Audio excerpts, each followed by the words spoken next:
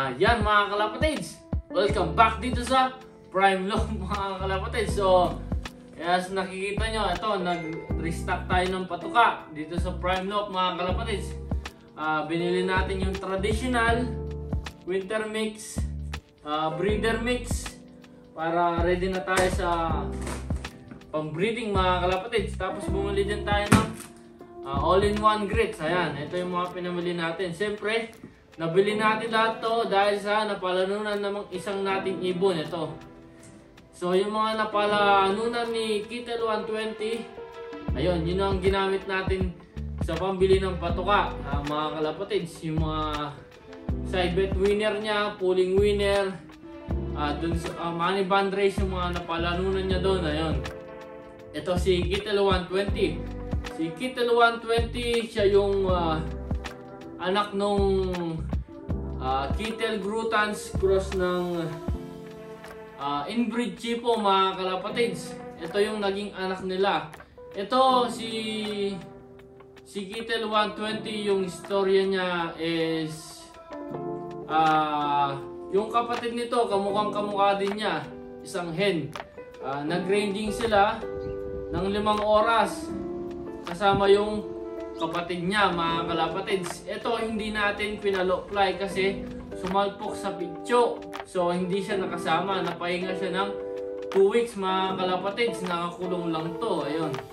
Tapos habang pinagpapares pa natin yung mga magulang nito, sila yung pinakamatagal na hindi nagpares kaagad mga kalapatids. Ayaw nila magpares. Ewan ko kung bakit.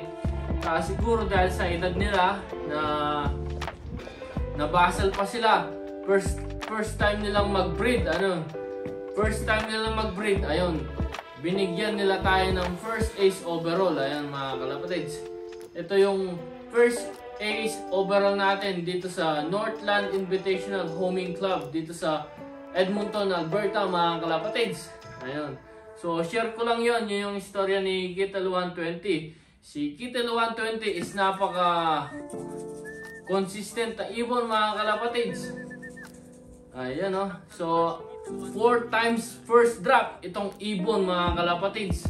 Lagi niyang iniiwan yung katim niya sa Prime Lock mga kalapatids. Ito lagi yung first drop natin. Magmula ng first race hanggang pinakahuling race mga kalapatids. First race, ito first drop equal drop siya. Kasama siya dun sa first drop natin mga kalapatids. Ayan o. So, 6 na race yun. 6 na race sa club. So, out of 6 races, 4 times first drop mga kalapatids. First drop natin siya sa pinaka last race, which is 500 kilometers mga kalapatids. Unfortunately, yun nga, is nagputik si Kittel 120. Kung hindi ito nagputik, I think mas mabilis pa yung speed niya at saka mas maganda yung rank niya mga kalapatids. Ayan. Kahit na ganun, nasungkit niya yung first ace overall mga kalapatids dahil sa napaka-consistent na ibon na to mga kalapatids. Ito yung nagbigay sulit sa lahat ng mga pagod natin dito sa Prime Lock Pigeon Racing. Ayan. Ito, ikikip na natin to hanggang mamatay to mga kalapatids. Gagawin natin breeder kasi nga siya yung pinakauna nating trophy dito sa Prime Lock mga kalapatids. Di namin inaasahan na magiging first ace overall to. Ayan.